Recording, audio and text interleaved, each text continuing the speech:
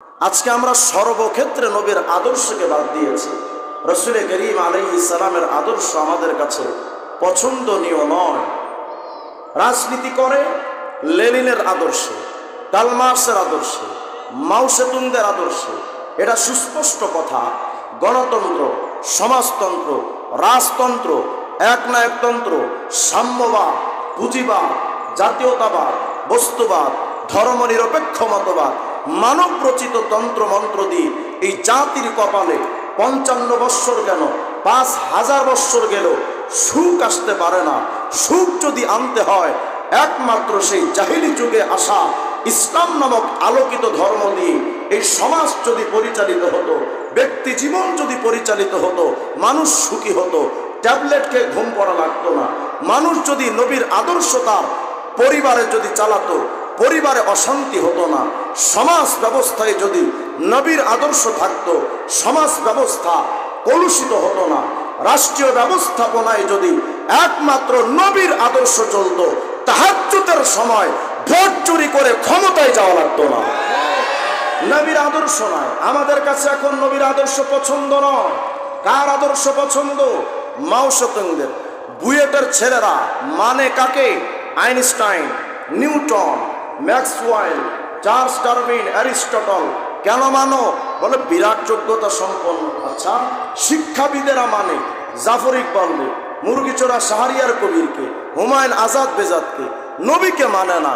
গত কিছুদিন আগে দেখলাম রাশেদ খান মেনন এক ভাষণে বলছেন, এটা কোনো রাজনৈতিক বক্তব্য নয়। যদি কেউ দাড়ি, টুপি, পাগড়ি, জুব্বা আর ইসলামকে রাজনীতি মনে করেন তো ঠিক আছে, আপনারা আপনাদের ওই রাজনৈতিক চেতনা নিয়ে থাকেন। আমাদের ইসলামের বার্তা বাহক যারা, আমরা ইসলামের ধারক বাহক যারা, আপনারা আমাদেরকে বারবার কারাগারে নিতে পারেন।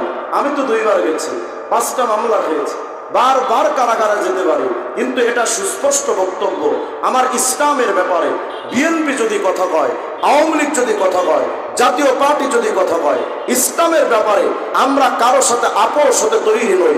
2 বার কেন, 200 বার যদি কারাগারে যেতে হয়, 5টা কেন, 5 লক্ষ মামলা যদি খেতে হয়, ইসলামের ব্যাপারে কোন বেঈমানের, কোন ইসলাম বিদ্বেষী, কোন নাস্তিকবাদের কোন কথা আমরা মুসলমান বরদাস্ত করতে পারি না। এটা মুসলমানের চেতনা। রাশেদ খান মেনন বললেন, এই বোরখা, হিজাব, নেকাব এগুলো তো সৌদিয়ান সংস্কৃতি, ওটা বাংলাদেশে চলে না। মুহাম্মদের সংস্কৃতি বাংলাদেশে চলতে পারে না। যদি তাই হয় তাহলে আমরাও একথা সুস্পষ্ট করে বলি, বিদেশি সংস্কৃতি হিসেবে বোরখা, হিজাব, পোশাক যদি বাংলাদেশে চলতে না পারে, বিদেশিদের সমস্ত তন্ত্রমন্ত্র, গণতন্ত্র, সমাজতন্ত্র তাড়ানো দরকার। এমনকি যদি বাংলাদেশের স্বাধীন ভূখণ্ড, বাংলাদেশে যদি সৌদিয়ান সংস্কৃতি চলতে না পারে, তাহলে বাংলাদেশে রবি ঠাকুরের জাতীয় সঙ্গীত তো চলতে পারে না। আমার ইসলাম তাদের কাছে পছন্দ নয়। মেইন চুলকানি জায়গা হলো মুহাম্মদুর রাসূলুল্লাহ। কেন ভালোবাসো না? আজকের যুব সমাজের দিকে তাকান, তাদের চুল স্টাইলটা হলো মেসি আর নেইমারের মতো। আজকের সভ্যতা, তারা বিদেশিদের অনুকরণে নিজেকে সৌভাগ্যবান মনে করে, দাড়ি রাখতে লজ্জা পায়। আল্লাহর কসম করে বলি, আজকে যারা দাড়ি রাখতে লজ্জা পায়, কিয়ামতের সমস্ত মানুষ এই দাড়ি ছাড়া উঠতে লজ্জা পাইবে। আজকে যারা হুজুর হতে শরম পায়, আল্লাহর কসম, কোটিবার কসম করে বলি, মুহাম্মদুর রাসূলুল্লাহর এই টুপি ছাড়া, এই টুপির নূর ছাড়া কিয়ামতে সবাই উঠতে লজ্জা বোধ করবে।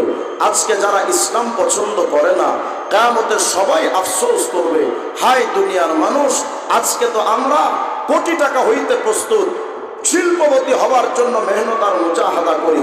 এটা সুস্পষ্ট বক্তব্য। আল্লাহর কসম করে বলি, আজকে দুনিয়ায় শিল্পপতি হও, কোটিপতি হও, সুপ্রিম পাওয়ারের অধিকারী হও, কিন্তু এটা আল্লাহর কসম, 1000 কোটি কসম করে বলি, দুনিয়াতে 1000 কোটি টাকার মালিক হবেন, কিন্তু ঈমান নাই, নবীর আদর্শ নাই, আপনার চেয়ে বড় মিসকিন, আপনার চেয়ে বড় অসহায় কিয়ামতে আর কেউ থাকবে না।